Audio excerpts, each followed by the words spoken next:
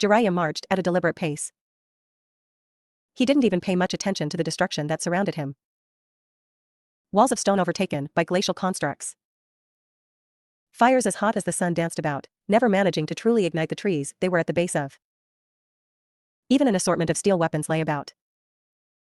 It was a mess. Or, more accurately, it was a war. A war of one boy against himself. When Naruto first proposed this training method, Jiraiya thought he was merely being philosophical. How else does one understand the question, can you beat a better version of yourself? He simply didn't give it any more thought until he saw his godson fighting a Sage Mode shadow clone. He lost it, lectured the boy about his careless stupidity and arrogance.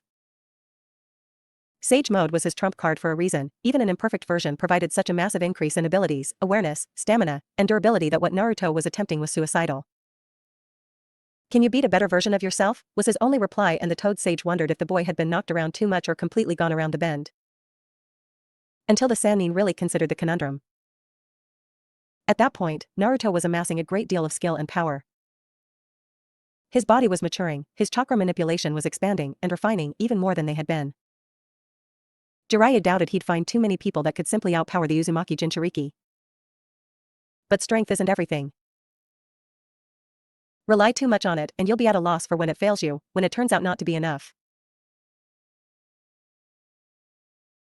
By fighting a categorically better version of himself, Naruto couldn't simply rely on his advantages. He had to get creative, use cunning, and misdirection. By fighting a categorically better version of himself, Naruto couldn't simply rely on his advantages. He had to get creative. By fighting a categorically better version of himself, Naruto couldn't simply rely on his advantages. He had to get creative, use cunning, and misdirection. He had to fight like a ninja. That level of consideration surprised Jiraiya. He knew his godson wasn't stupid, far from it, but he often ignored the similarities between Hiruzen and red-haired container. He'd also never voiced the comparison. Improved he may have been, Naruto was still an Uzumaki, and they were volatile people. I almost had him, pervy sage, Naruto said, between breaths. Jiraiya rolled his eyes as he picked his godson up and put him over his shoulder. Yeah, you did. But what happens if you actually manage to beat the clone? Weep, for I will have no more lands to conquer, obviously. Yes, quite obvious. Let's see how smart that mouth is when Shizen sees you, Jiraiya said. What? You're taking me home, I don't need a hospital. Don't be a dick. I could just take you home, but it'd cost you. Are you blackmailing me? Naruto asked in disbelief. Jiraiya laughed as he moved through the training grounds. Yes. Whatever leverage you have ends in like 20 minutes, Naruto pointed out. He was going to recover fast and the clone hadn't hurt him that bad. The only threat Jiraiya had was Shizune and Saito-san's reaction when Naruto walked him into the hospital. But he could endure that and then kick Jiraiya's ass later. Hell, he could just heal now, but Kurama requested he not be bothered with petty nonsense from his idiot container. You're right, but there is one thing you haven't considered. Everyone will think I did this to you. Almost no one knows that's laughable, so they'll write it off. If I tell Shizune you did this to yourself, she'll throw an absolute fit and won't let you leave for the rest of the day. I can freaking teleport. And have your surrogate sister worry? Nope. That's your weakness, kiddo, and I'm exploiting it for my own gain. I hope it's worth the ass-kicking you're going to get for this later, Tebeo. Now, no need for hard words. I just told Tsunade that Orochi and you would join us for dinner is all. And of course, she couldn't pass up seeing the two lovebirds in the wild.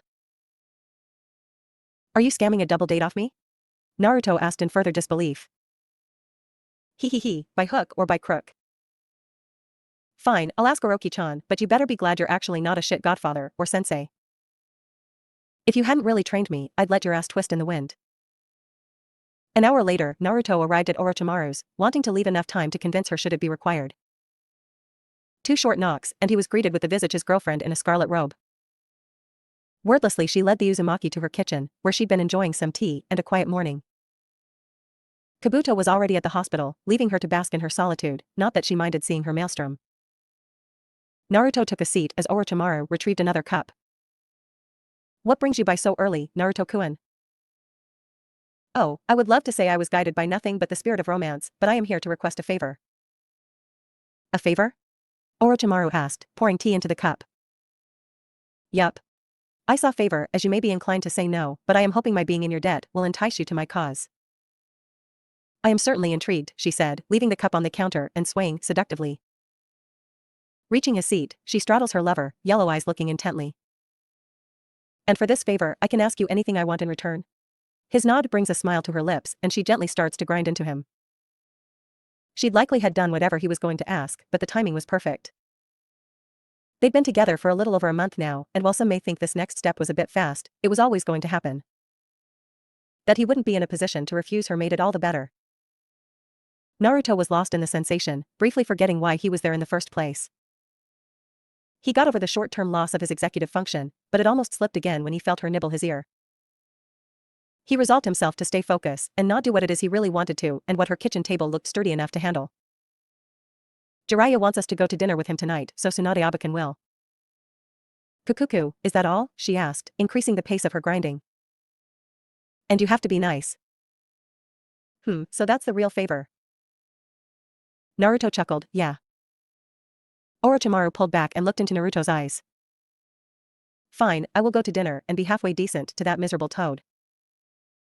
And since I have agreed, you wouldn't mind me cashing in right now, would you?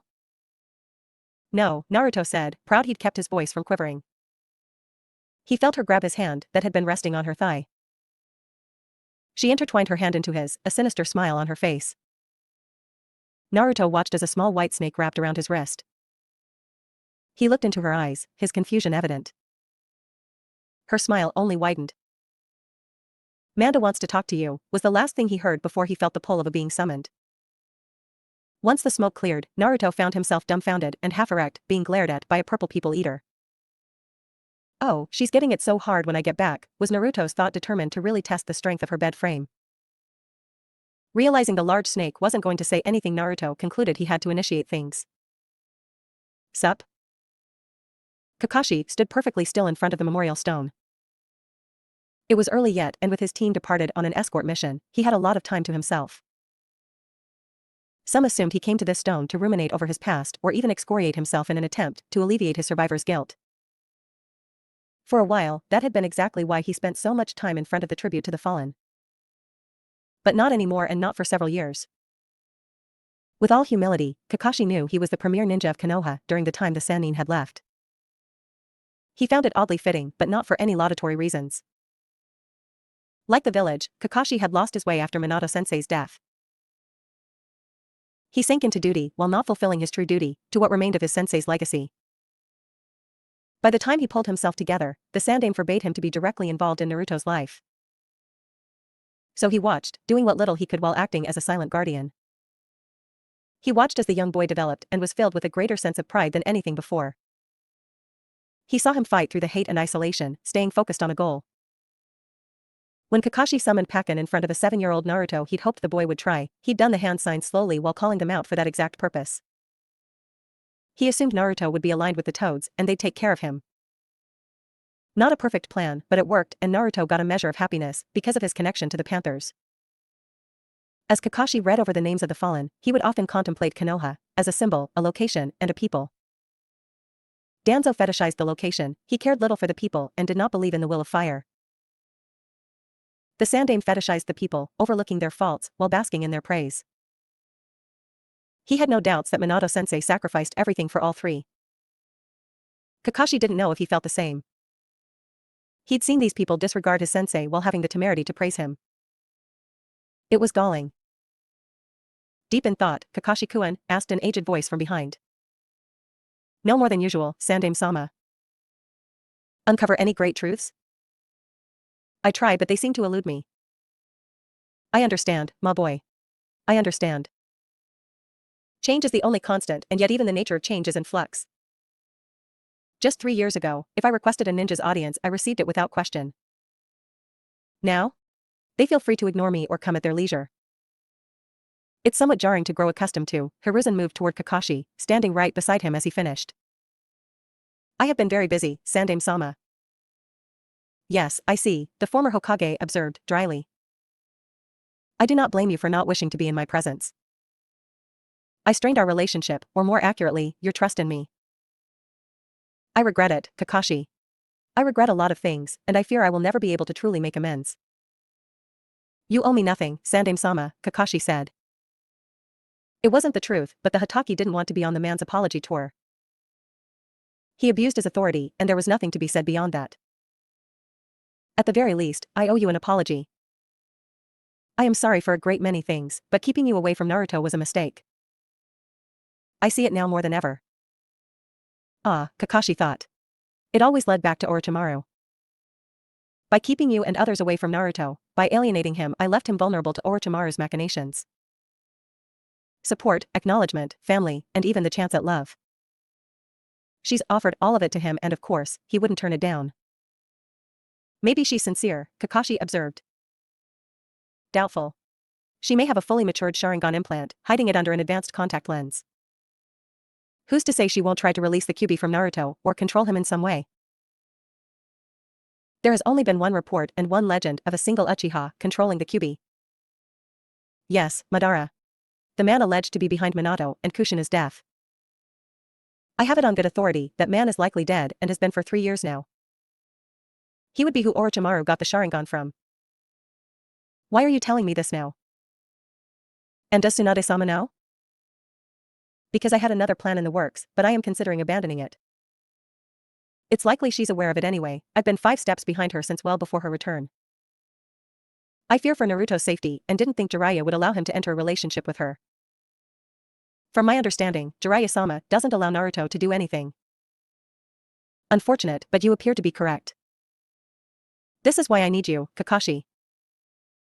You aren't completely disinterested but are removed enough to have a different perspective. My perspective is you should leave it alone. Naruto can protect himself and if not, he has us. Why do you all assume that if she's planning something you'll have time to react? Or Naruto will even be whole for a rescue to be possible? He knew his former grandson was strong, watching the young man train Tsunade was evidence enough. But Orochimaru was different and could not be underestimated.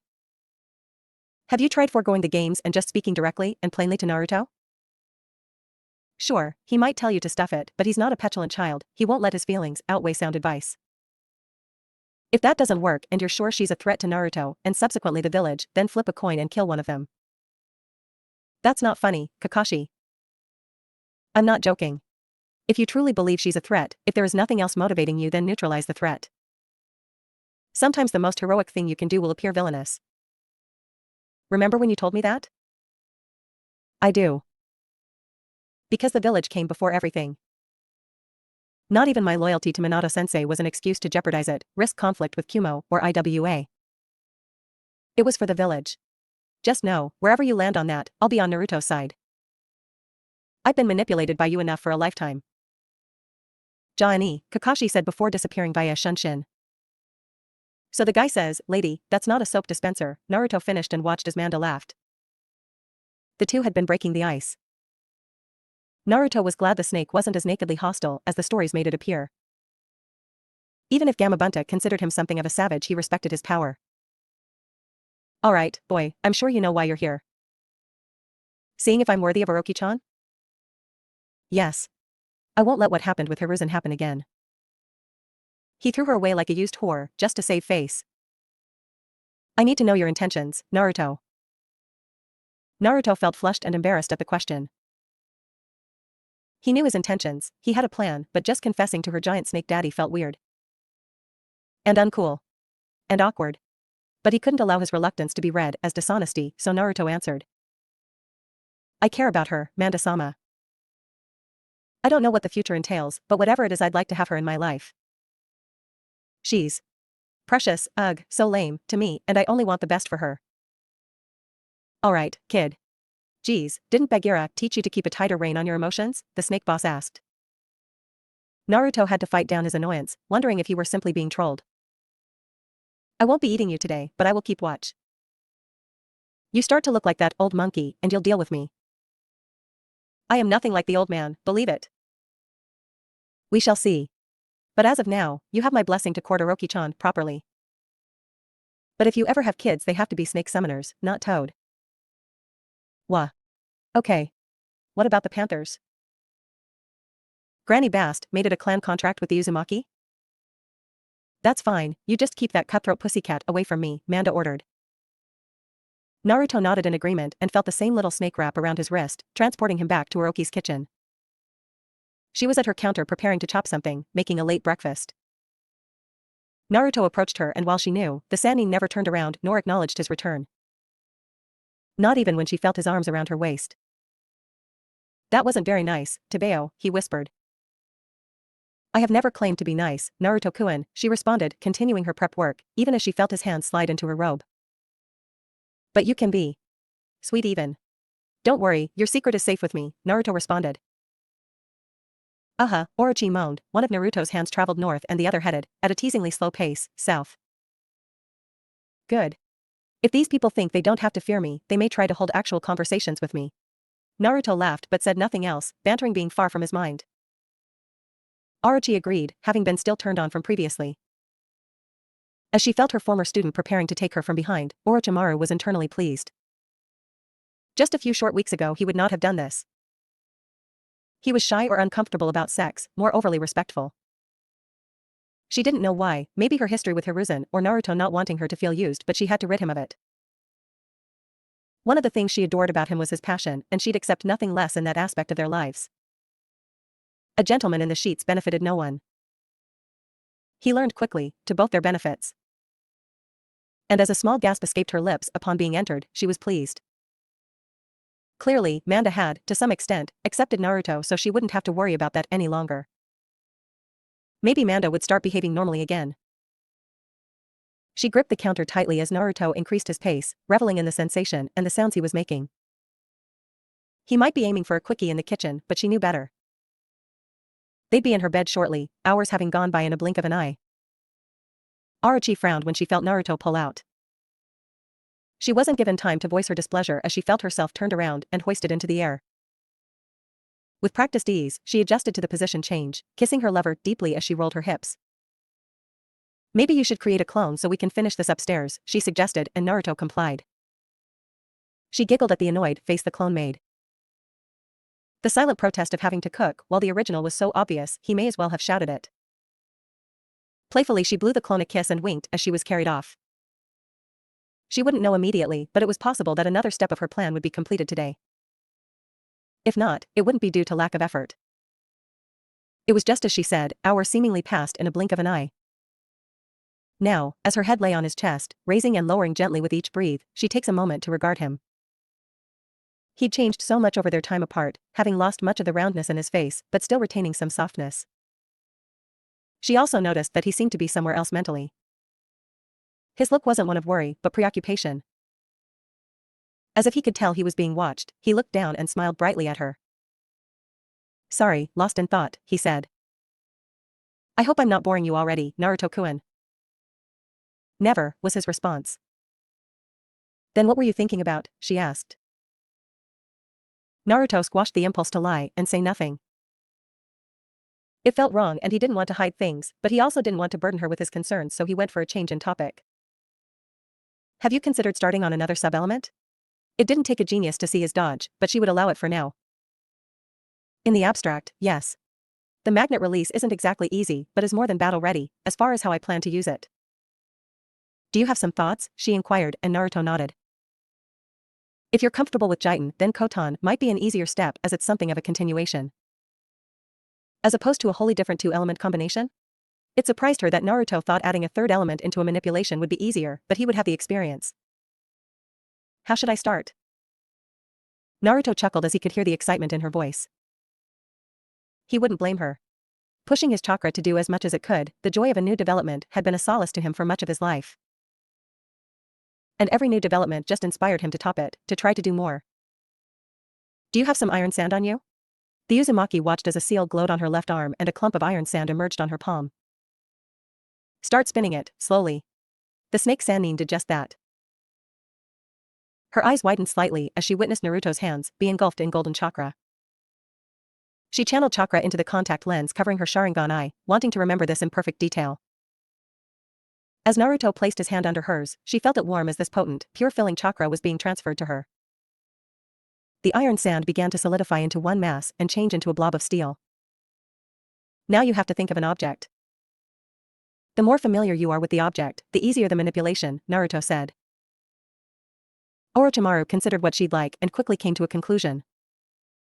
Instantly, she watched as the mass above her hand started to lengthen. In almost no time, what was once sand was now a handleless dao sword, the blade a little wider than a katana and the curve more gentle. But she also felt it, the change from Jitan to Koton, and despite what Naruto said, it was incredibly complex. But it also felt like once learned, the shape manipulation felt more natural. Almost like Earth, if it wanted to be something else.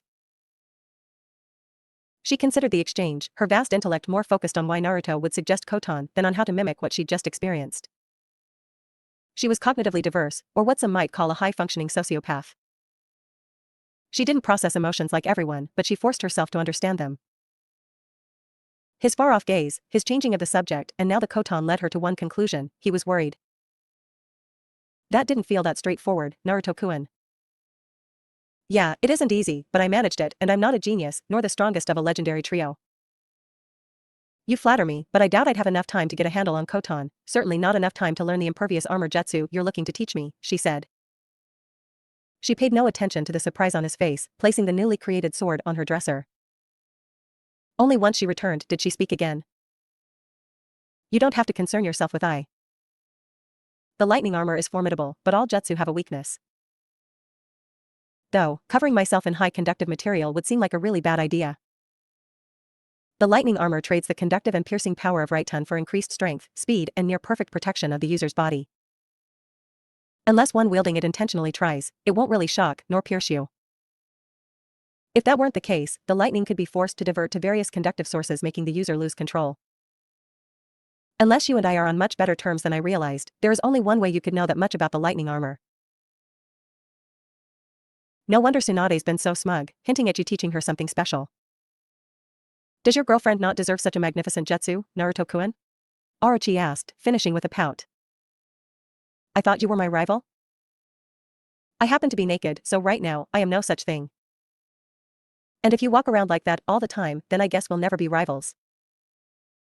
Orochimaru put one hand on her chest and another on her forehead in mock horror.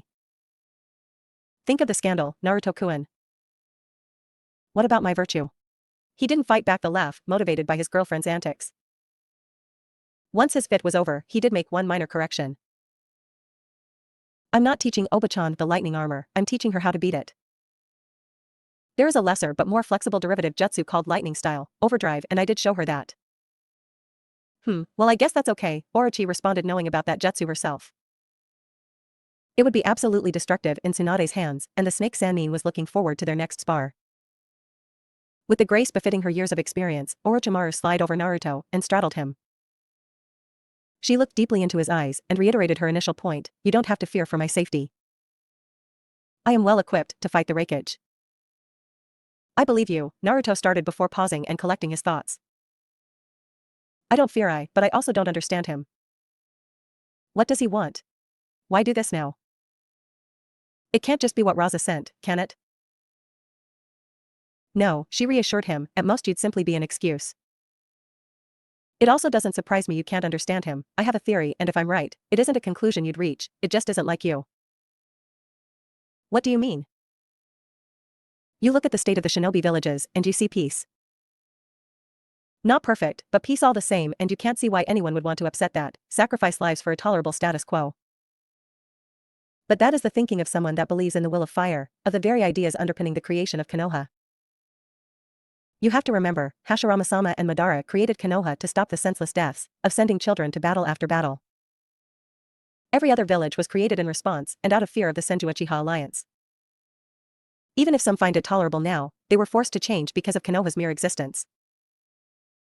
And ever since then, any attempt to radically change that, each shinobi war, Konoha's involvement resulted in the protection of the order it necessitated. During my time away, I started to see Konoha as the stagnate force that was keeping a lid on progress. I may feel the same way. Winning outright may not even be his aim. He could, simply, want to cripple the leaf for a generation or two, so Kumo has the ability to set the course for the future. It's not worth it, Naruto said. Maybe not, but has understanding him changed anything? Not really. Don't be a hero, Naruto-kun, Orochimaru said. If war does come, don't be a fool and be merciful to your enemies. Maybe they aren't at fault, simply loyal to a cretin, but that's their problem. You have responsibilities to your clan, to your friends, and to me to come home in one piece. Don't let Jiraiya's silly ideology shorten your life. Kuma won't care, won't be swayed by your sacrifice.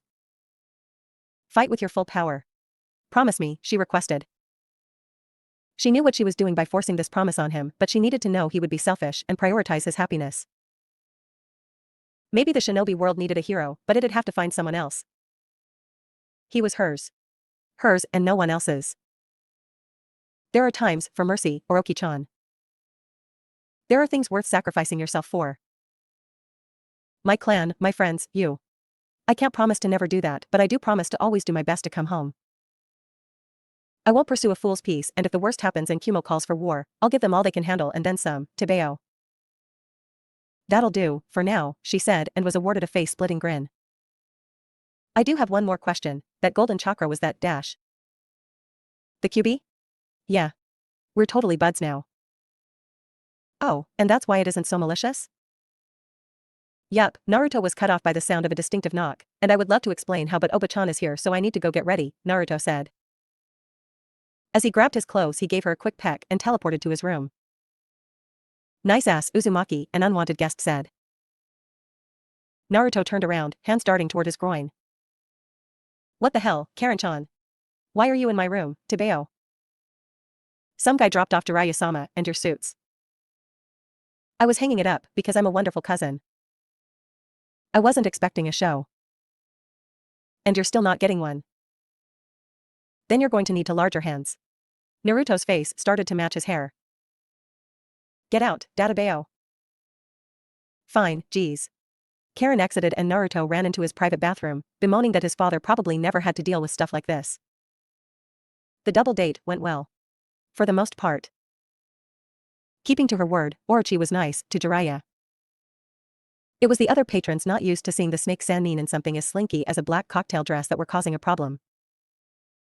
Though, when she casually mentioned anyone looking to keep their eyes should keep them off her, that changed. And Jiraiya, meeting her halfway, was respectful as well. He even managed not to complete disassemble when Orochi mentioned Naruto meeting Manda. It was a lovely evening, filled with good company, food and copious amounts of alcohol for Tsunade and Jiraiya. As the foursome vacated the Platinum Lotus, one of the finest restaurants in Konoha, Naruto chose to walk Orochi home and Jiraiya did the same for Tsunade.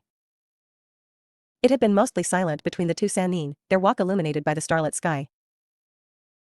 It wasn't tense, but it wasn't a companionable silence either.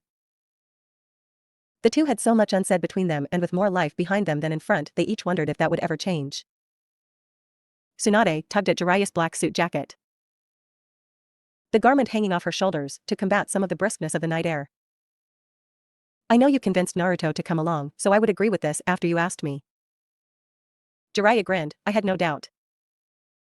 Still, I think it was worth it. It was fun. I could certainly use more of that. Heavy is the head, Jiraiya said, not finishing the quote. Tsunade nodded.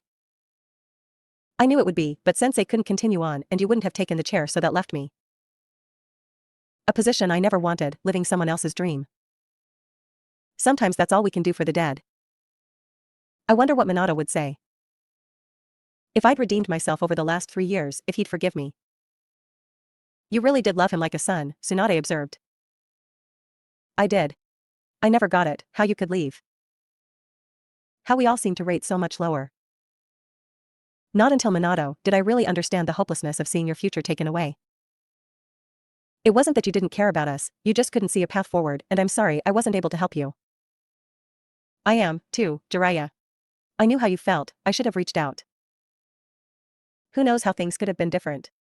Nothing else was said for the rest of the walk, not until they reached Tsunade's doorstep. Tonight was fun, we should do it again sometime, Jiraiya said. Yeah, I wouldn't mind that, Tsunade responded, handing her former teammate his suit jacket. They bid each other goodnight and Jiraiya made his way home, feeling more hopeful about certain aspects of his life than he had in some time. Like Tsunade, Orochimaru was also sporting a suit jacket around her shoulders. Naruto's charcoal gray sharkskin jacket fitting a little better on her than Jiraiya's on Tsunade. As they neared Orochi's manor, the proximity between the two became closer. Accidental brushes of the arm or hand grew in commonality. The accidental became intentional as Naruto wrapped his arm around the Sanin's waist, stealing a kiss under the streetlight.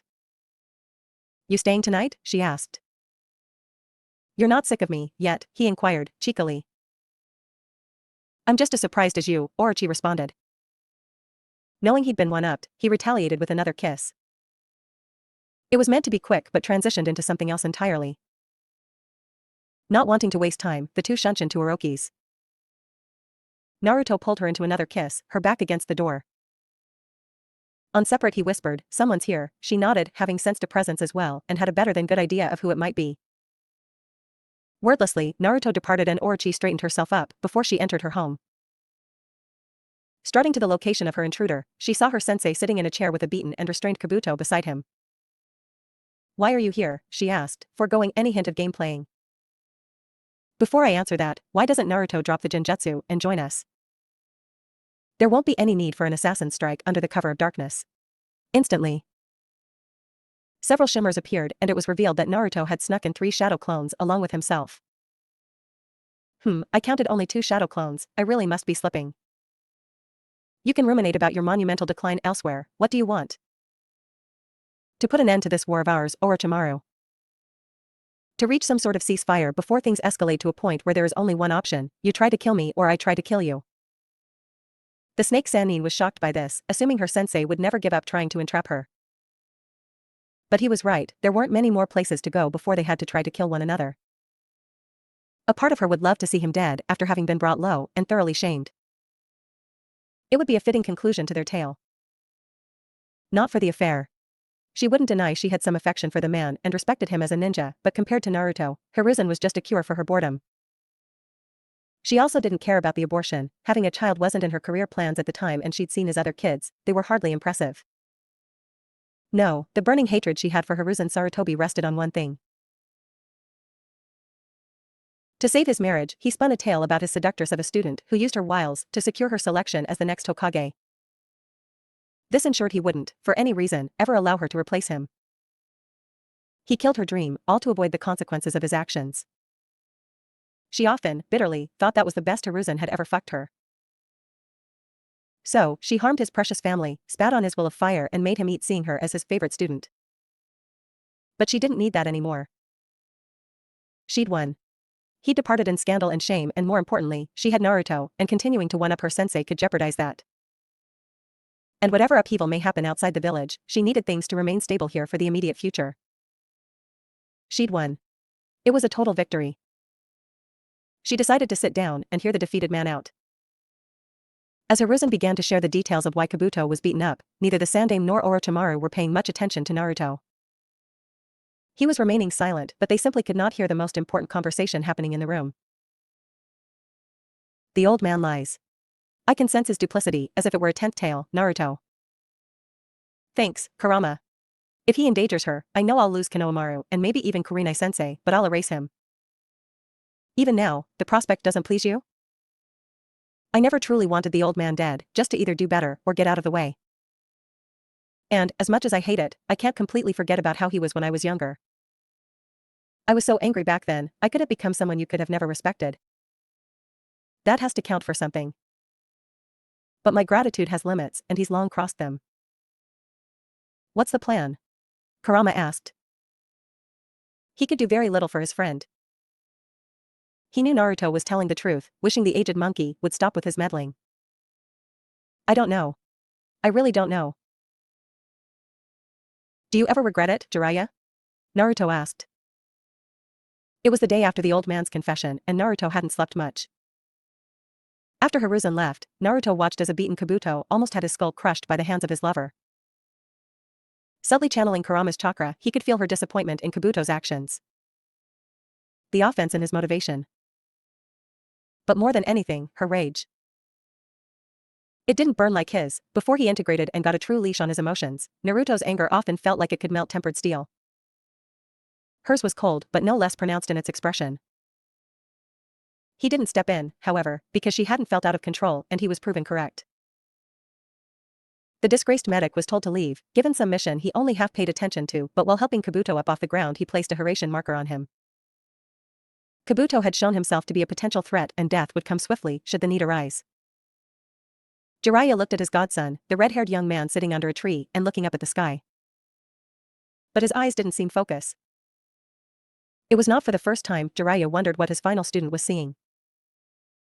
If there were a stark contrast between Naruto and Minato, it would be that for all his genius, Minato was often focused on the present, the next obstacle. His freakish, and frankly inhuman, ability to process things at a rate Nara would envy allowed him to do so. Naruto often seemed focused on the future, the present a mere formality. Their worldviews showed in their development. Minato created the Rasengan after seeing a tailed beast bomb and improved the Hiraishin. Naruto believed he could use the sub-elements before he truly mastered any of the primary ones. Jiraiya never saw Minato have a moment of self-doubt. Not that he lacked introspection, he just came to decisions quickly and moved. Naruto doubted and thought and agonized. Whereas Minato was the perfect shinobi, Naruto was the most powerful. I have many regrets, kid, you'll have to be more specific. Seriously training me. You didn't have to make me a toad summoner or request I undergo training to be a sage. Even some of the sub-elements I learned came from the information you provided me. Not for a minute, Jiraiya responded without delay. Where's this coming from?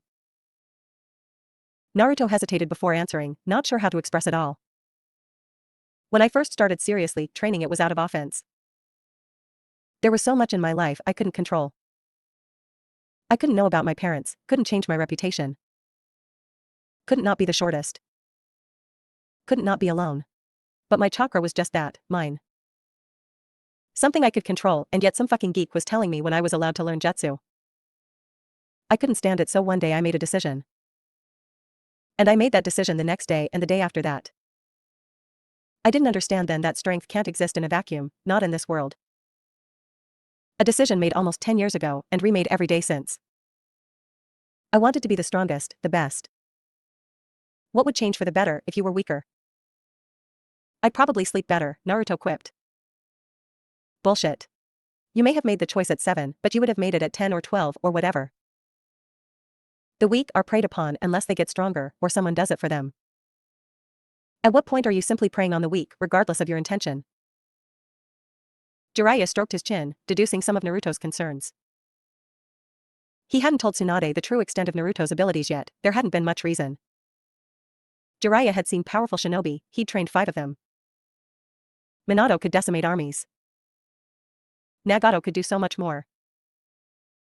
Naruto was simply in a different class, and he was likely there alone. You don't seek conflict, Naruto. That's debatable. At the very least I invite it. You didn't invent war, kid. We've waged a few before you got here. I'm not saying that. However, even if only a pretext, Raza's dossier on me didn't exactly help matters. Strength invites challenge, be it out of fear, anger, grief, or arrogance. In a world full of killers, what good is being the strongest, the best while speaking of peace? When your enemies only see the strength the peace you want looks like tyranny. We don't have to be just killers, we can be more. I could build every resident of Konoha a new house, and they'd consider it a neat trick. If I killed the Raikage with a tree root, I'd be made Hokage tomorrow. We didn't make ourselves killers alone, we had help. Someone was paying the clans, someone pays for missions now. An entire intricate web that runs on violence. The client sees one thing, the enemy sees another. No one is encouraged to see the humanity of the other. I believe people will understand each other, Naruto, Jiraiya responded and saw Naruto shake his head. I believe they can too, but understanding promises nothing. What if what we want is simply incompatible? Understanding isn't going to change that.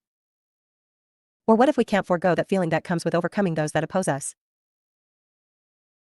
That high from putting your life on the line, staring death in the face, and getting away with it. The excitement of true victory? I can't argue against that, but it's a better path forward than false assumptions and bloodletting. Now, come on, what brought this on? Everything? Nothing? Or something in the middle? We talk about people understanding each other, but that doesn't even happen in Konoha, or maybe it has and that's the problem, Naruto stated. He knew he wasn't being clear, so he laid it out plainly. The old man was waiting in Orochi-chan's house when we returned. He'd cooked up some plan with Kabuto, but claimed he was abandoning it. called for a truce of sorts between her and him. That's good. He was lying. Less so. I accepted that he almost got her killed when he held back help against Nagato. I didn't have much choice, he was Hokage. He isn't Hokage anymore, Naruto rubbed his face in irritation. They, to some extent, have a better read on each other than anyone else. They enjoy playing those games, and she isn't just passive. I recognize her part, but my tolerance for it has run out. If he moves against her again, I'll get involved. You thought of talking to him? Jiraiya questioned, but knew the answer. He sometimes forgot the negative emotions sensing the Kyuubi had provided Naruto. He sees me as a 7-year-old prop, not an agent with my own will. I don't want to do this, Jiraiya. I'm more than happy to leave him alone. Then make him see you differently. I've tried to dissuade him. I have no doubt Tsunade has as well, but Sensei is convinced he's protecting you. Maybe he just needs some reassurance that's not the case. Besides, if you were to move against him, even justified as you would be, you have to know there are a lot of ninja that would stand in your way. Retired Hokage exist in a murky place. No real authority, but a lot of sway and pull. He doesn't have enough bodies to put between us to deter me. That's part of the problem, Jiraiya thought. Don't go feeling guilty for things you haven't even done yet, idiot. You know, your mother would kick your ass if she saw you sulking like this. Then she'd feed you inhuman amounts of ramen, Jiraiya said with a chuckle. Naruto laughed as well, liking the thought. I think you should go talk to him. Believe it or not, he really does think he's doing this for you. But enough of all that heavy stuff, what are we working on today? A few clones will be experimenting with steel release, but I'll be training yin-yang release. Why don't I just save you some time and carry you to the hospital now? It's not that bad, Tebeo, Naruto exclaimed, but in truth, it was. Of all the releases he's attempted, this was by far the most difficult, Naruto not managing to create a single jutsu or reliably channel to chakra nature at all. Whatever, kid. What exactly are you attempting? I've got time, so when you knock yourself out, I'll get you where you need to go. Naruto rolled his eyes, but got to work, committed to making his godfather eat his words. So, what specifically are you trying to do? Maybe I can help. I've been learning how to generate healing chakra from Oba-chan. Her self-healing ability comes mostly from a mastery of yin release. She hypothesized Hashirama-sama's came from his mastery over yang release, Naruto stated. Which is believable, given the requirements of the Mokuton, Jiraiya added. Yup. I'm attempting to use yin-yang release. If I can, I theorize it should allow for even more radical healing than Hashirama-sama, and with none of the drawbacks of Oba-chan's, and I could even use it on others, not just myself. How radical? Hard to say, but yin-yang release is basically pure creation, so grow back a limb, bring someone back from the brink of death? Who knows really? Naruto answered. Jiraiya's eyes light up at the possibilities of such a technique. It'd certainly be a step forward in the medical arts if Naruto could pull it off. What are you waiting for? Get to it. Jiraiya exclaimed, breaking Naruto's concentration.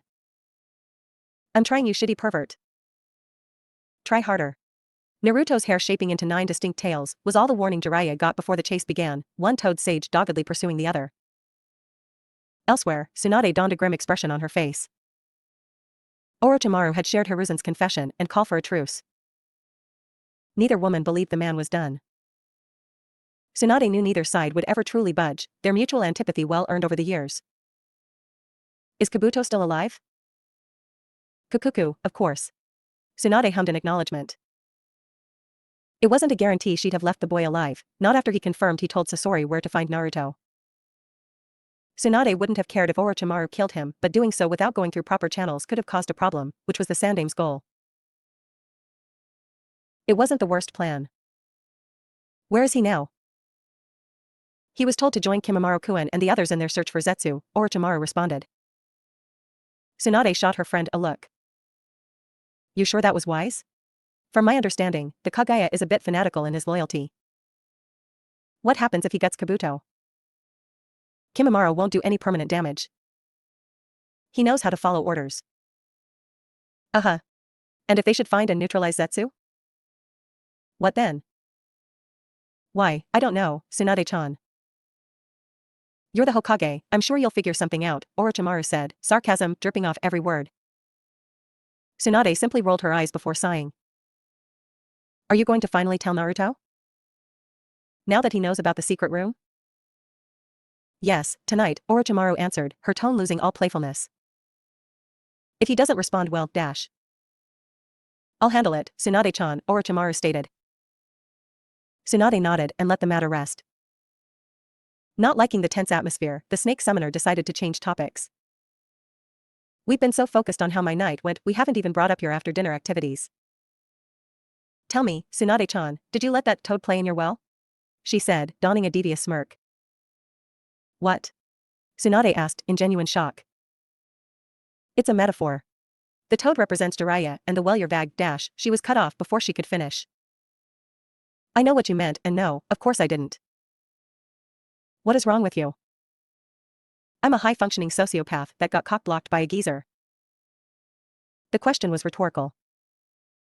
And I answered using rhetoric. Ugh, keep this up and I'll declare you a missing ninja, Tsunade said on faux exasperation. Sex was that bad? Glad the student doesn't take after the teacher. Once again, Jiraiya did nothing but walk me home. To even suggest anything more is absurd. You did go out on a date with him. That was to observe you and Naruto. You rarely go out, how am I supposed to watch you blush cutely when Naruto does something sweet if you don't go out into the public? I never knew you liked to watch, Orochimaru said, attempting to unsettle Tsunade once more. I get my jollies where I can, Tsunade responded, not allowing her friend the upper hand any further. But to be serious for a moment, wouldn't Jiraiya and I dating bother you? I thought you hated him. I don't hate Jiraiya. I did when we were kids, but I realized he was just competing for Sensei's attention like we all were. Once you understand that, he just becomes a sad, little fool that's fun to mock. Besides, even I know the value of someone that has your back and we fought a war together. Don't abstain on my account. Naruto was making his way to the Hyuga compound, traveling at a sedate pace. Contrary to Jiraiya's taunts, he hadn't rendered himself unconscious or exhausted his chakra network in his attempt at yin-yang release. And while there hadn't been a monumental breakthrough, if one were to ignore a stunningly few number of people could even use the release, Naruto concluded he was getting a grip on how it felt to call upon the two contrasting energies at once in near-perfect balance. The Uzumaki leader was happy with his progress, but his face wouldn't show it. He couldn't articulate it, but he had a sense Kurama was feeling apprehensive about something, and while he wouldn't claim to be an authority on Kurama's personality, the fox was never shy about expressing his opinion. This got Naruto both curious and a little concerned. Kurama, are you okay? He asked. I am conflicted, the Bija shared. Any way I can help? No, as you are central to the conflict. There is a technique that utilizes yin-yang release. I have only ever seen two people use said technique and neither learned it but were able to do so innately. I'm guessing one of them was your old man? Yes, Kurama answered swiftly. Naruto didn't follow up immediately. He knew how much Kurama revered his father, so even considering sharing a technique from him would be a pretty significant gesture. Well, I still have a ways to go with yin-yang release, so how about you not worry about it until then? No need to cause yourself any unnecessary stress, Naruto reasoned. You are closer than you realize, Kurama said. He'd been with the boy his entire life, likely understand his chakra better than even Naruto himself. He was very near being able to reliably wield the most difficult of releases. It wasn't even a matter of when but how, and that the boy thought of healing before the potential destructive capabilities confirmed what Kurama already knew: his container was a good person. Whether or not he was the one his father spoke of, Kurama couldn't say. He even questioned if such a person would be allowed to exist, as the Bija felt this world simply didn't want such a figure to come to the fore. However, if such a person did exist, Kurama believed Naruto would be the likeliest candidate. One of his fondest memories was the boy, a mere 14-year-old, demanding they be friends, because no one should be alone. And with that, Kurama decided he would try to help Naruto learn the pinnacle of ninjutsu, confident he wouldn't abuse the ability.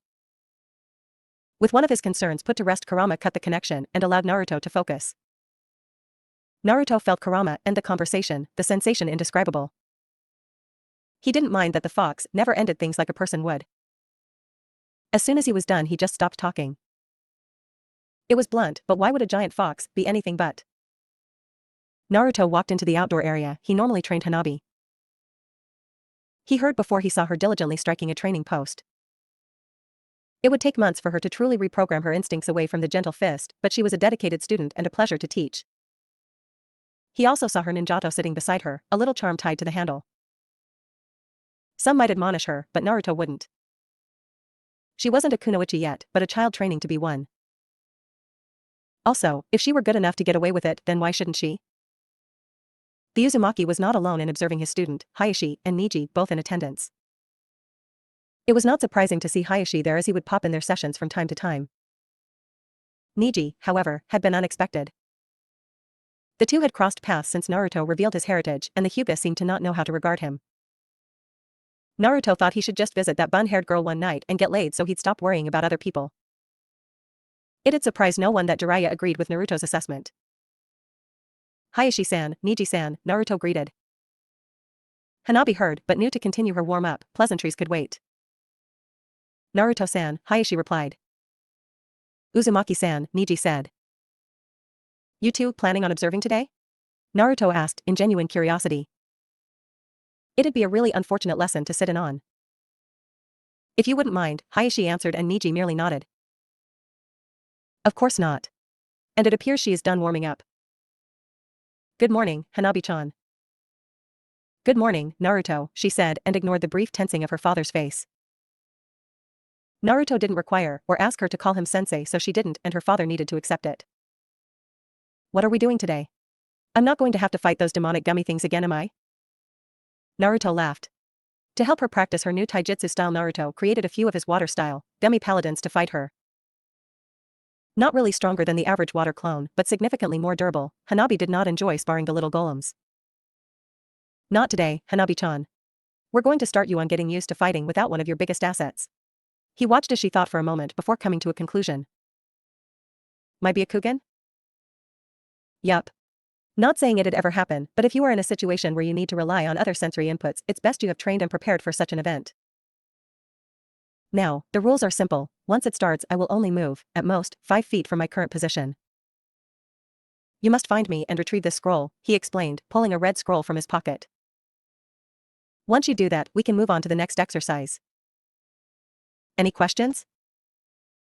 Just one. How are you going to suppress my Byakugan?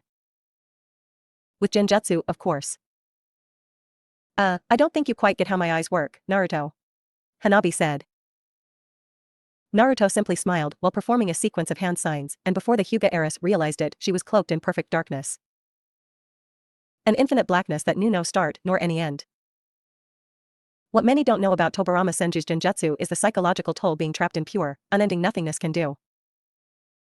If undisciplined or weak of mind, the insecurities poor repressed will come to the forefront. For others, it's an overwhelming sense of paranoia as their honed instincts tell them threats are all around them. Hanabi had lost all sense of herself, the illusion making her feel a part of this unnatural night. Every sound made her twitch, unable to pinpoint the location. She knew she just had to walk straight ahead and then decided if her sensei moved further back or to the side. But that first step was so difficult. Her body screamed to move meant instant death. Her only safety was to stay still. She felt her body shivering, a sense of terror and dread overcoming her. Outside of the illusion, Hayashi and Niji watched, neither able to pierce the illusion with their famed bloodline. Hayashi knew of this technique but had never seen it, had never wanted to. To think the art they were naturally defensive of could overcome them. The night aim was a truly fearsome man, and for Naruto to seemingly use the jutsu casually made Hayashi believe the boy was more formidable than he'd estimated. Uncle, what is this technique? It's called the Bringer of Darkness, an S-class forbidden jutsu created by Tobirama-sama. How do you think Uzumaki knows such a technique? I could only speculate. Maybe Tsunade-sama showed him, but I doubt she'd let him look at the forbidden scroll. It is also possible that Orochimaru knows the technique and taught him. Truly fate favors him, Niji replied. He kept his features and voice even, but Hayashi could hear the traces of resentment and jealousy. His nephew had come a long way, managing to stop hating the main branch over the last few years, but even Hisashi's words could not reach him. His belief in fate and his confidence he could see its design were too central to his being. Back in the illusion, Hanabi had gotten the resolve to march forward. Every step felt like a battle won, with the physical and mental exhaustion to go along with it. She'd taken 5 steps thus far. And a 6th. Slowly, she forced her body to stop twitching at every sound as if it were a grave threat. 7th step. Next, she got her legs to stop shaking with nothing but the force of her will. With her 8th step, she walked into something solid and felt a hand on top of her head. Faster than she could react, the illusion was gone and her sensei's whiskered face was smiling down at her. You did very well, Hanabi-chan, he praised, but the Hyuga did not feel it was deserved. Naruto could see as much on her face. You may not believe you did anything, but it's true. On my very first mission outside of the village, we were ambushed by some bandits. And I froze. All my instincts, all my training left me. Luckily, the Chunin leader handled them, but had he not, I was a liability. I promised myself, that day, I'd never freeze like that again. But that doesn't mean I was never scared. Fear isn't to be ignored, however, it also cannot be allowed to paralyze us. You fought through your fear and achieved your goal. That is laudable, so don't downplay it, okay? Hi, she responded, feeling a little embarrassed by Naruto's sincerity. She saw he still had the scroll in his hand and reached for it, the Uzumaki giving it to her without protest. As she opened it, she saw directions for how to perform a sealless replacement jutsu. I want you to, slowly, start decreasing the number of signs needed to perform the replacement jutsu. I'm not going to lie, most jutsu are too complex to truly be done without hand signs, and to attempt mid-battle would likely take more time than just performing them. But for something like this, or the Shushin, going sealless is not only feasible, but it could save your life. Hanabi took the scroll and promptly began practicing. Naruto walked back toward Hayashi and Niji. That was very clever, Naruto-san. Telling Hanabi you'd be testing one thing when you were really examining something else is something a seasoned teacher would do. Well, I've gotten a little practice with Konohamaru and his friends, so I'm not entirely new to this. How did you come to learn the Nidame's jutsu, Uzumaki-san? In appreciation of the alliance between the Senju and the Uzumaki prior to the founding of the hidden villages, and Konoha and Uzushio afterward. Hashirama-sama and Tobarama-sama left scrolls of some of their jutsu in the care of the Uzumaki. Once my heritage was revealed and my inheritance given to me, it was just a matter of finding them. Alliance? Uzushio? Niji asked, confused. Yes, the Uzumaki weren't just a clan but cousins to the Senju. Hashirama-sama's wife, Mito, was an Uzumaki herself and a gifted practitioner of Fuinjutsu, Hayashi informed his nephew. You have quite the pedigree, Uzumaki-san. Naruto shrugged. Niji wasn't wrong, and Naruto could recognize the advantages of being born to the parents he had, but some of that was negated by them dying on the day he was born. Or maybe he was just crazy. The three continued to watch Tanabe train when Kurama spoke again. There's going to be a problem, he said. What? You remember that thing we thought might happen, but if it did it wouldn't be for years? You mean your half reforming, not with you, but outside of the seal, and somewhere near, or in Konoha? Yes. You have 10 seconds. Naruto created hundreds of shadow clones, one meant to find Tsunade and request she not send any ninja to where the other Kurama appeared. One to Jiraiya, to ask him to do the same. Naruto himself spread his chakra around to sense where his father's Hiraishin markers were. 10 seconds passed quickly, and he'd yet to explain anything to Hayashi, the man startled by seeing someone produce hundreds of something that could kill some jounin if they tried to make 5. Whatever Hayashi's question would have been would never be verbalized, as he saw something he'd hoped to never see again. Collectively, Konoha froze in terror when the bane of their existence, the being they held responsible for the death of the 4th Hokage, appeared above them. All was quiet, eerily, so as they soaked in the unfathomable fox. And then, as if a spell had been broken, collectively their wits returned just as Naruto's clones started to spread throughout. A moment of realization was shared. The Kyuubi had returned and chaos ensued. For a few, the return of the Kyuubi didn't just refresh long-repressed traumatic memories. No, they believed they were seeing proof of the death of Naruto.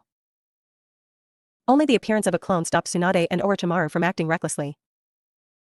I'm fine, the clone explained. We thought this might happen, but assumed we had years yet. What happened, and how are you alive? Tsunade asked in a near panic. My dad didn't seal the entire Kyuubi into me, only half. He took the other half with him, but someone he was freed from the Shinigami's stomach. Dead people can't be Jinchuriki, and without the power of the Shinigami, the Kyuubi's other half was going to always return. We had hoped it would simply return to the one in the seal, but as you can see that hasn't happened. Why didn't you warn me? I thought I'd be Hokage by the time it came back. The samurai still hasn't returned and it's been 3 years. That's no excuse. You should have warned me even if it never happened. I know, and I'm sorry. The original is going to deal with it, but you have to keep the other ninja away. If they attack the Kyuubi, we'll as well. I'm going with the original, Orochimaru said. She was gone before the clone could argue against it. Tsunade ordered her ANBU to execute a village-wide lockdown. Kakashi moved through the streets, made all the more difficult by the pandemonium.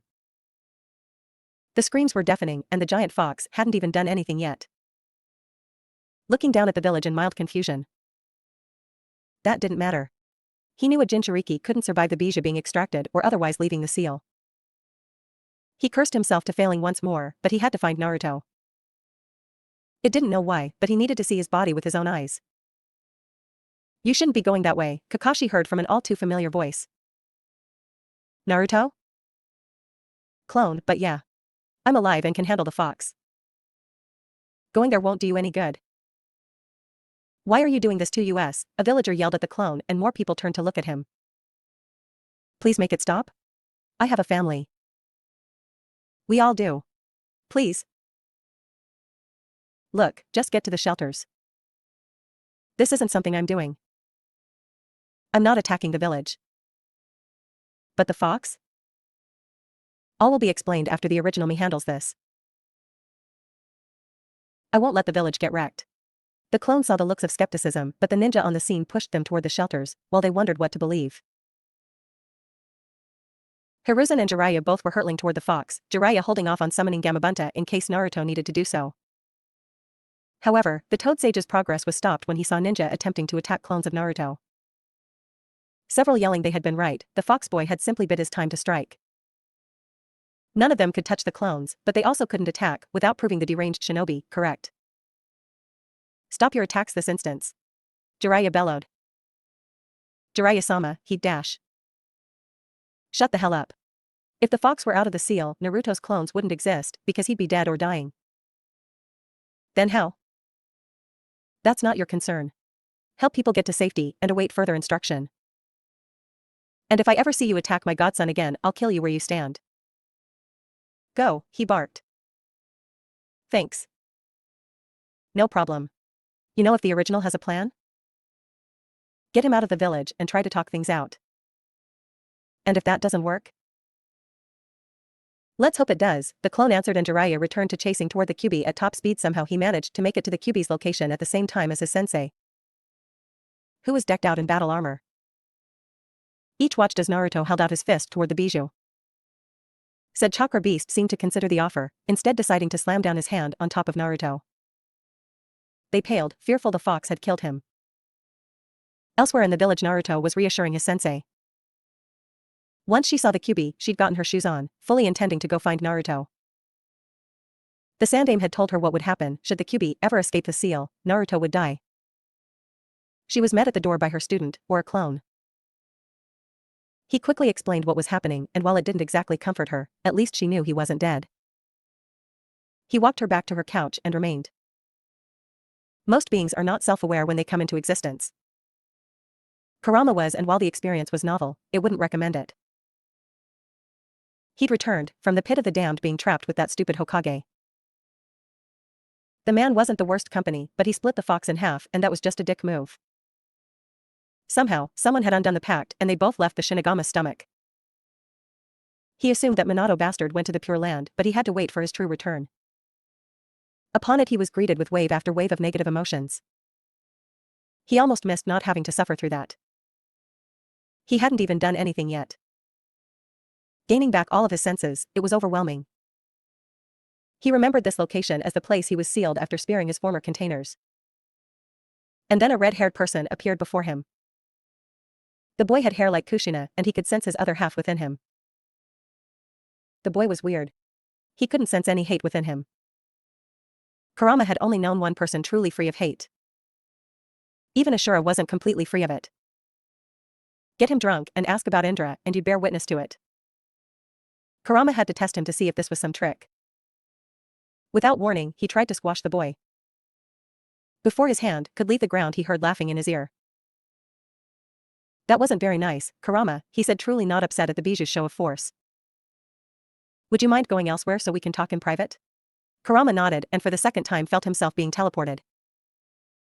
We're like 10 miles outside of the village. So, what's up? You are so casual with me? Have you and my other side truly formed such a bond? If you'd simply bumped fists with me, you'd have the answer to that and a lot of other questions. Instead, you try to squish me. Not cool. Neither is ripping me in half. True. Dad could have been a tad more humane in your treatment, but I'm not him. So, what's the plan, big guy? Excuse me? Your plan. I can't release your other half without dying, so I'm sorry, but reunification will have to wait. And I wouldn't recommend staying in the land of fire, but I do know somewhere I can take you. That fake Madara is still out there, though I wouldn't worry too much as he's living on borrowed time. You did not mention me entering your seal. I didn't. Honestly, didn't think you would want to for any reason I could give. Also, thought it'd set you off, and I'd rather you remain calm. Kurama smiled at that. That was a wise decision. If you channel my chakra, I would like to sync with my other half. Naruto leapt off Kurama and complied, creating the full chakra cloak. Orochimaru, Jiraiya, the Sandaime, Kakashi, and a team of ANBU arriving just as Naruto activated the form. Even the non-sensors could feel the overwhelming presence of Naruto's chakra. Those that were sensors would describe it as endless, as if they'd been dropped into an ocean with no sense of surface nor bottom. The Biju and the container met fists, and in a flash Kurama received his young half's memories and impressions. Once he'd absorbed the information, he looked at the Uzumaki, as if considering him for the first time. Could he be the one his old man had spoken about? Should he help just in case he was? The debate felt moot, his young half's impression so strong, his belief in his friend so sincere, the een half couldn't argue with it. He knew what he was going to do, but he would make the boy earn it. My other half has accepted you, and I will as well. But you must earn my cooperation in the same manner you earned his, without his help. I accept. Naruto shouted. He deactivated the cloak and walked over to the gathered ninja, assuming Jiraiya told them not to attack. Hey, you all need to leave. Naruto-kun, we will do no such thing, the Sandaime stated, firmly. I don't have time for this. I've already beaten the Kyuubi once, and I was weaker then. Besides, this one doesn't want to kill me, but it's going to be a massive fight regardless of what we do. Alright, the kids got it handled, so let's go back and run damage control, Jiraiya ordered, but no one moved, which annoyed him. Listen, not a damn one of you can fight the Kyuubi, and you'd only get in the way. Minato died sealing the Kyuubi, Jiraiya. The Sandaime yelled. Minato isn't Naruto, Jiraiya responded. We'd only be in the way. Are you sure you can win? Orochimaru asked Naruto, finally speaking. Yes. It's just a spar anyway, no one's life is on the line if you all stay out of it. She accepted his reassurance, not knowing him to be arrogant or to overestimate himself. She also wouldn't deny there was a thrill in seeing her lover best a Biju by himself. I won't leave, because I want to see this. Besides, if you win I might do that thing I know you want but are too shy to ask for. Naruto couldn't fight the faint blush that colored his cheeks as he muttered a quiet awesome at the prospect. Once that moment passed, he decided to propose a solution. Create a barrier. It'll help contain the damage and you can stay and watch, but you have to give us plenty of room. Naruto-kun, the Sandaime started to say. Just, for once, trust me. The Sandaime didn't have the heart to continue his protest, even if every fiber of his being felt this was a mistake. He simply nodded and got into position. Kakashi put his hand on Naruto's shoulder in silent encouragement before doing the same. As for you ANBU, I'm not joking about not being in this barrier. If you get hurt that's on you, and if I find you, I'll teleport you somewhere you don't want to be. As Naruto said that. It dawned on several people that the redhead had teleported the Kyuubi and must have known how to use the Hiruzen. They all wondered if that's why the young man was so confident. Naruto walked away from the onlookers and waited for them to get into position. In under a minute a barrier was erected, one Naruto recognized as the 4 Crimson Ray formation, something Tobirama-sama had left in his jutsu scroll. He didn't have time to be impressed as Kurama took advantage and quickly charged and fired a chakra blast, one just short of a Biju bomb. Naruto simply looked at the fast-moving energy beam and smirked. He continued to wait until he deemed the time right. Hiruzen no Jutsu version 3, he thought as he activated the technique and swapped places with Kurama. The Incubi having no choice but to absorb his own attack, the powerful blast managing to topple the great fox. Naruto was not stationary, on the move as soon as he switched with Kurama. When he was within range, he sped through hand signs performing the water style, Great Flood Jutsu. A massive amount of water emerged, all rushing toward a still off-balanced Kurama. The fox, annoyed at being subjected to his own attack, lashed out with one of his might tails, splitting the surge of water down the middle. His vision no longer obstructed, he watched as Naruto continued chaining hand signs. On instinct, the strongest of the Bijou rolled out of the way, narrowly avoiding a two separate spiked glaciers posed to impale him. Naruto smiled, he expected his ice style, frozen torrent to hit the fox, but it appeared his time inactive hadn't left him rusty. Kurama rushed toward Naruto, his every step shook the very earth. Mid-stride, he ran his paw against the ground, overturning rock and uprooting trees as he swung the limb toward his opponent. Naruto dashed forward, dodging the debris while creating two shadow clones. Once that was done, the original activated his lightning style, red lightning armor, and closed the distance faster than Kurama anticipated. Naruto delivered a swift kick to the fox's snout. Kurama grimaced upon impact, swatting Naruto out of the air in retaliation. The Uzumaki flew back, impacting the ground with tremendous force, a crater forming as a testament to Kurama's strength. Naruto was fine, the lightning armor able to absorb blunt force, though the rapid change in elevation was disorienting. Not wanting to allow the Uzumaki a chance to attack, the Bijou intended to pounce, but was impeded by a series of steel chains wrapping themselves around him. He felt the cold steel wrap around his body, tightening with such force it was almost pulled completely to the ground. But he struggled mightily, bracing under the pull of the jutsu. The clone that performed the steel style, bindings of the underworld wasn't done, and soon Kurama felt an intense shock. He refused to take his eyes off the original, so he missed the red lightning dragons, traveling through the steel chains. Enduring the lightning style, ground dragon flash and getting annoyed at being pushed by a whelp, Kurama released a chakra shockwave, stopping Naruto's forward progress. A tail strong enough to level mountains crashed toward the clone, carving a trench into the earth. The clone managed to evade the lethal appendage, replacing himself with a log. The original dropped the lightning cloak as he surveyed the land.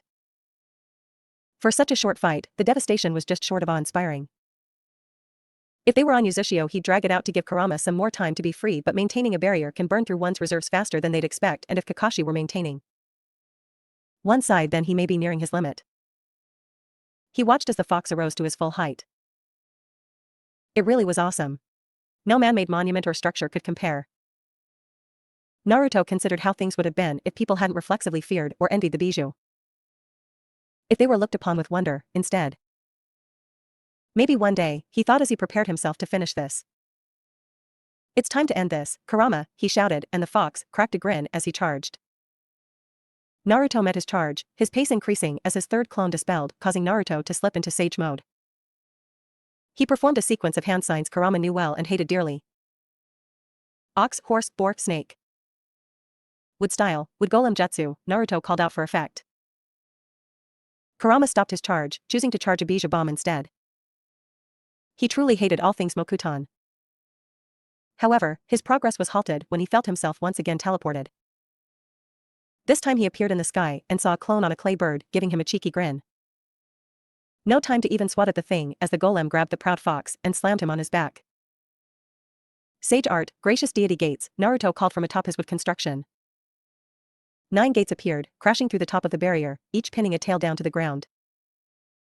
Now that the tails were controlled and Kurama was on his back, he could finish this. With but a thought, the golem loomed over Kurama and began to mercilessly tickle the massive chakra. Kurama fought it for as long as he could be. Sooner than he'd like, he began to laugh. "Ahahaha, stop it," he demanded.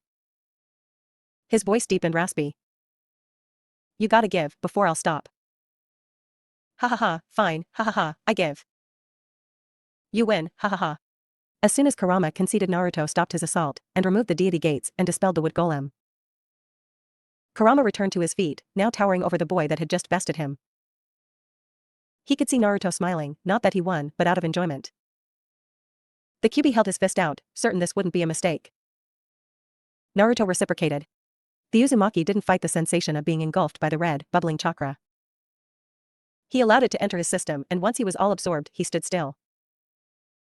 It didn't take long to feel both halves of Kurama become one. Naruto smiled once more, his friend was whole again and got to play for a bit. It wasn't much, certainly less than the fox deserved, but he hoped it was something. He felt Kurama's agreement. As he looked around, he witnessed his clone already repairing much of the damage done. The biggest problem being the two ice constructs he created. Looks like the land of fire is about to get a new lake, Naruto thought.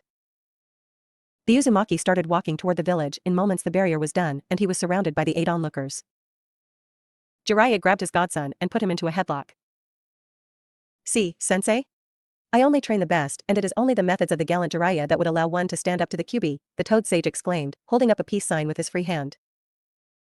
Yes, Jiraiya-kun, I'm sure you showed him to secrets of the Mokuton, the Sandaime observed wryly, causing Jiraiya to deflate just a little. His concentration dipping, Naruto slipped out of the hold and pushed the larger man off him. What the hell, man? Trying to make me look uncool, Databeo. Don't be so vain, brat. Your beloved sensei has just been attacked.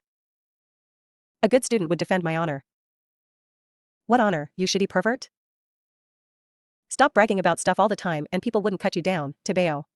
The ANBU in attendance watched in disbelief as the teenager that just defeated the Kyuubi, using the Mokuton no less, bickered with one of the Sannin like school children. You know, Naruto-kun, Kakashi interrupted, any chance you had at that spar went down the drain after what I just witnessed. Come on, Kakashi and I, don't be like that. We can keep it strictly taijutsu if you want, Naruto offered. Jiraiya's vehement head shake informed Kakashi that was still a bad idea. What about a thrilling game of rock, paper, scissors? Why are all the men in my life lame? Naruto cried in mock distress.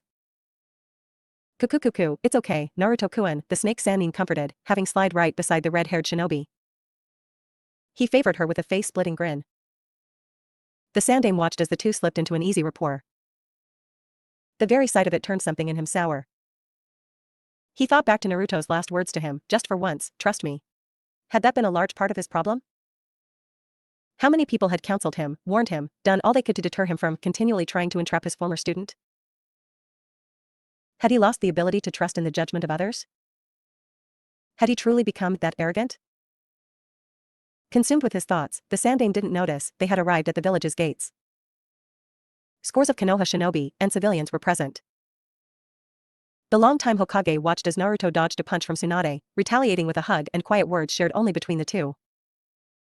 He heard the last of the Senju inform Naruto several of the Hyuga were able to see and narrate the fight.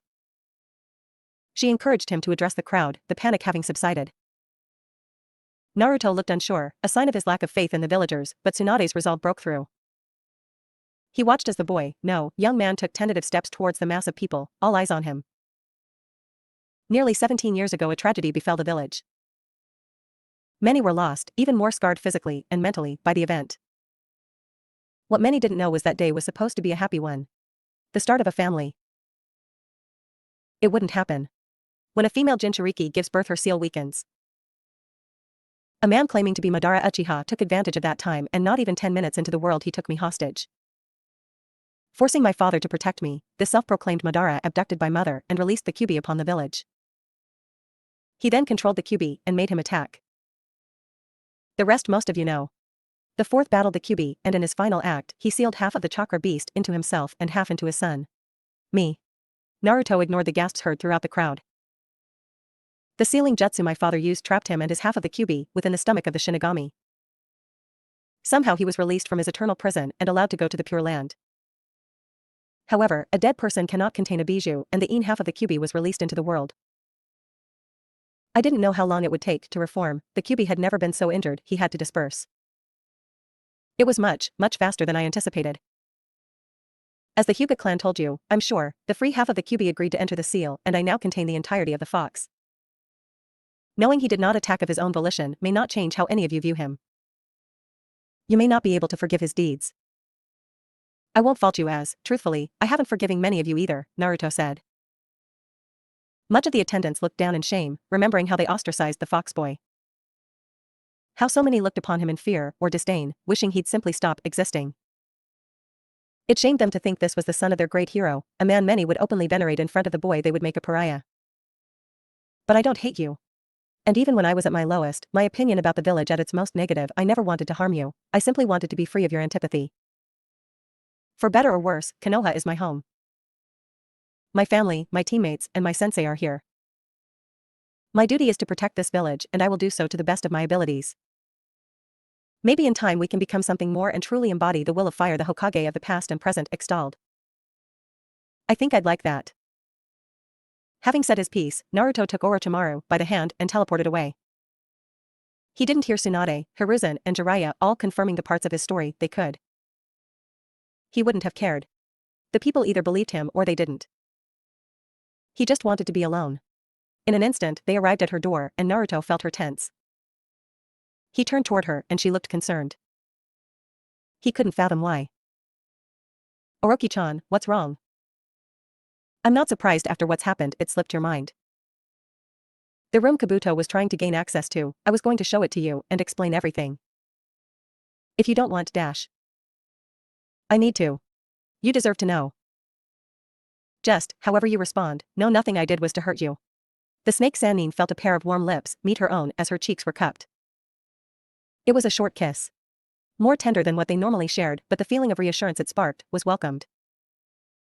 Whatever it is, it'll be okay, Naruto said. She nodded and led him to her office. She removed a book from a shelf against the back wall. The Way of Tea, Naruto realized and smiled. It was one of Anko's favorites. Orochi opened the book and placed her hand on a hidden seal, opening a secret door. Naruto continued to follow her down the stone corridor and the stairwell until they reached the bottom. She activated another seal to open yet another door, and sitting at a table was someone in a hooded robe. I guess it's about that time, the decidedly masculine voice said. Orochimaru didn't respond to him, addressing Naruto instead. Naruto-kun, this is Obito Uchiha, but you'd know him by a different name, Madara. Orochimaru didn't know what to expect, but if she were forced to guess at a response, laughter was not one of them. All that training I did to kill you and my girlfriend, apparently, kicked your ass, Databeo, he said, pointing at the Uchiha. Even Obito had to laugh at that.